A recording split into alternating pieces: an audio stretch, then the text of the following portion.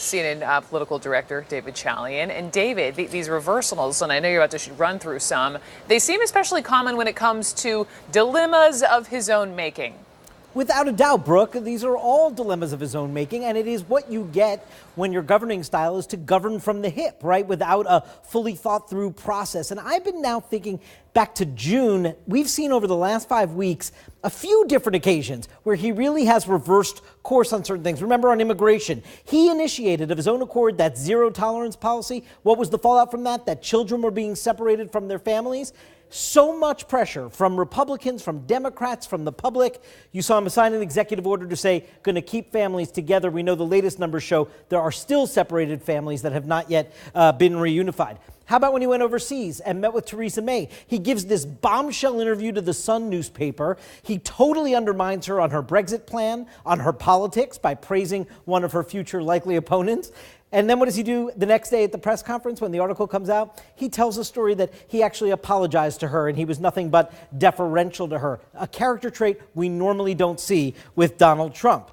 Then, of course, we saw on the trade issue you just mentioned, not that long ago, just a few weeks ago, Brooke, he was calling the EU a foe. I mean, they're some of our oldest and closest allies. America's oldest and closest allies are in the EU. He calls the EU a foe.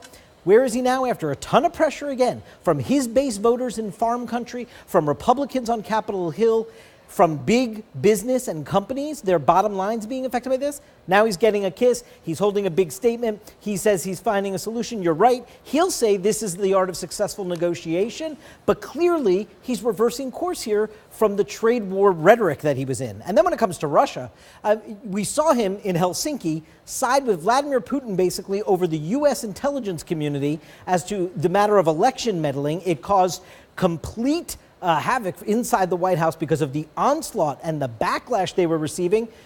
What does he do? He gets back home, and this is a rare thing also. He's sitting there with scripted copy in his hand saying, well, I meant to say, why wouldn't it have been Russia instead of why would it have been Russia that was in charge of the meddling? And he thought that clarified everything. I'm not sure that it did actually, Brooke. I think there are a lot of questions about the Putin-Trump relationship still, but nonetheless, the president tried to clarify it. And then finally, he issues this surprise announcement, blindsides his director of national intelligence, Dan Coats, that he has invited Putin to the White House, of all places, this fall. What did we learn from John Bolton, the national security advisor, yesterday?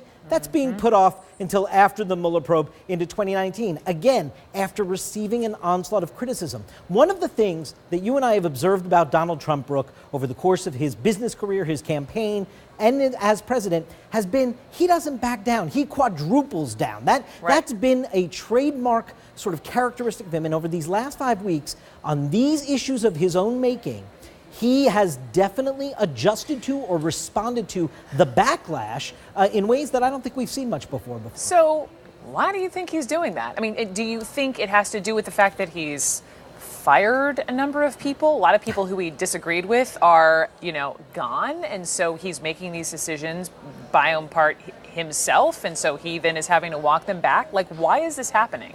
It's a good question. There's no doubt that he's sort of on version 2 of his overall team, right? We have seen a lot of exits from the administration in terms of the original personnel that was around him, who perhaps guided process a bit more. We also have heard the president himself talk about how he has become more comfortable in the job, and in heading into the second year this year, he really thought, I've got this. I know what I'm doing. He surrounded himself with people that perhaps were not as likely to serve as guardrails against this kind of stuff.